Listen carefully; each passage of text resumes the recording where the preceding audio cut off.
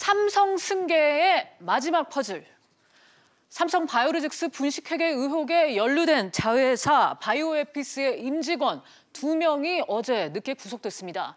증거인멸과 조작이 의심되는 가운데 수사에 속도가 붙을 걸로 보이는데요. 관련해서 짚어보도록 하겠습니다.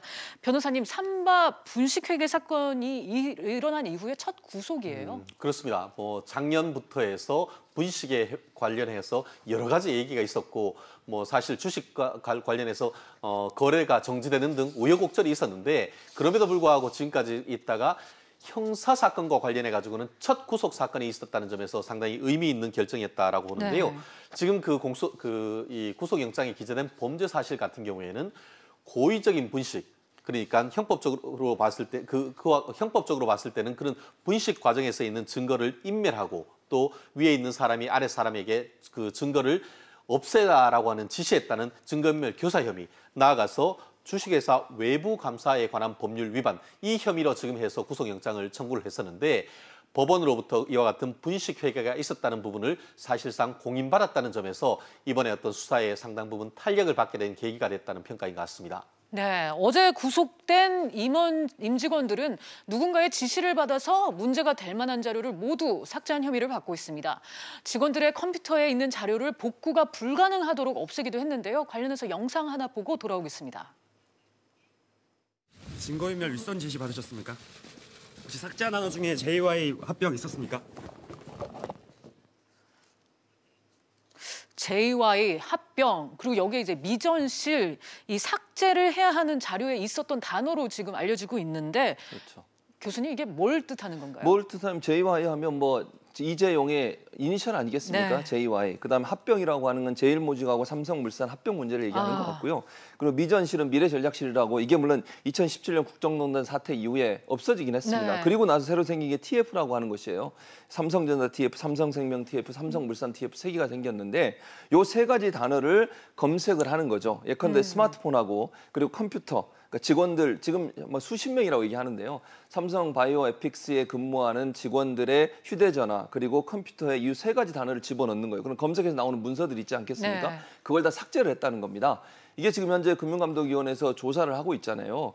그 조사를 하고 있는 상황에서 이런 자료들을 다 삭제한다는 말은 증거인멸을 하고 있다는 것이고요. 그다음에 금융당국에 보고하는 보고서에도 허위 내용을 적시해서 보고한 정황이 있어요. 그래서 양상무라는 사람과 부장 1명이 2사람이 어제 구속영장이 발부가 돼서 증거인멸의 정황이 충분하고 또 범죄의 구성 요소도 일정 부분 구성이 됐다고 보고, 이런 것들이 판사가 결정한 내용들인데, 그래서 상무하고 부장 1명, 2명이 어제 구속이 된 상태입니다. 네, 변호사님, 또 여기에다가 콜옵션 평가를 없앴다, 이런 얘기도 나오던데요. 이건 그렇습니다. 무슨 얘기인가요? 콜옵션이라는 것은 쉽게 말하면 주식 매수 청구권입니다. 네. 아시다시피 이걸 확인하기 위해서는 삼성 바이오로직스와 그 지배 구조를 알아야 되는데요. 아시다시피 삼성 바이오로직스 같은 경우에는 합작사인 바이오젠과 함께 지금 이번에 문제가 된 그 삼성 바이오에픽스를 가지고 있지 않습니까? 그런데 이번 분식 회계와 관련해서 문제된 것은 뭐냐면은 이게 그 미국 회사인 바이오젠이 이 그 삼성 에픽스에 대한 콜옵션, 한마디로 주식 매수 청구권이 있다는 사실을 외부에 밝히지 않았다는 것이죠.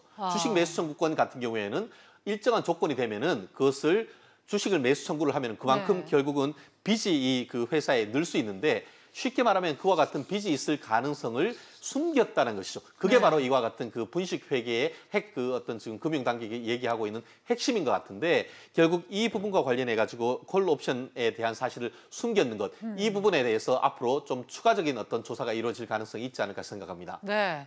게다가 또 상무급 임원이 계열사 사장 휴대폰까지 확인을 했다고 하는데, 교수님, 이게 가능이나 한 일인가요? 일반적으로 가능하지 않죠. 아무리 그 그룹의 상무급 임원이 고한승 지금 에픽스 사장의 휴대전화까지 다 검사를 했다는 거 아니겠습니까? 아까 제가 말씀드린 것처럼 JY 합병, 미전실 이런 단어를 집어넣어서 그런 단어가 관련돼 있는 문서가 있으면 다 삭제를 했다고 하는데, 아무리 그래도 그렇지 본사에 있는 상무급 임원이 계열사의 사장의 휴대전화를 마음대로 뺏어가지고 그렇게 할 수 있었다고 하는 것은 그 상무급 임원이 갖고 있는 파워라고 저는 생각이 들어요. 아까 제가 말씀드렸지만 이게 삼성전자 사업지원 TF에 있는 상무예요.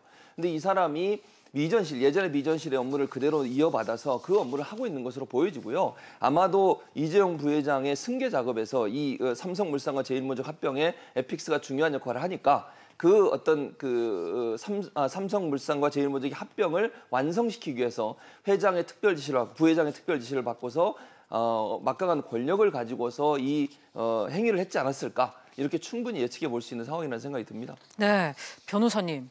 그래서 이제 검찰이 이재용 부회장 승계 과정에 관련해서 이 같은 사건이 직접적으로 연관이 있다고 생각하는 거잖아요.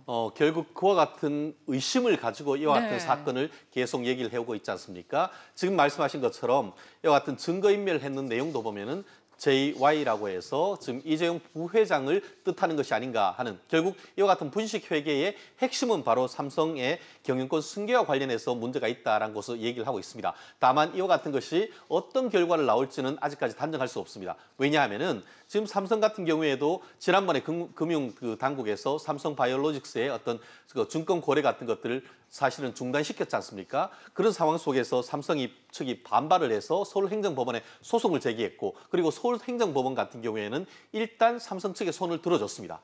법원 같은 경우에 일단 잠정적으로 손을 들어줬고 형사적으로는 지금 계속 그 수사의 어떤 폭을 좁히고 있는데 이와 같은 것이 누가 승리가 되고 누가 패배가 될지는 아직까지는 사실 단정하기 어려운 상황이기 때문에 앞으로 이와 같은 것의 수사의 추이를 좀 더 지켜봐야 될 것 같습니다. 네, 교수님. 네. 이번 건이 사실 이재용 부회장의 승계 과정에 있어서 마지막 고비라고 할 수 있겠죠. 그럴 수 있죠. 왜냐하면 아까도 말씀드렸지만 이게 미전실 업무를 이어받았던 삼성전자 TF에서 네. 만약에 직접적으로 관여를 해가지고 증거인멸에 관여를 했거나 아니면 인멸한 증거들을 다시 한번 찾아낼 수 있다고만 하면 이 지금 삼성전자를 중심으로 해서 금융위원회 산하인 증권선물위원회가 분식회계에 정황이 있다라고 지금 보고서 수사를 하고 있는 상황 아니겠습니까?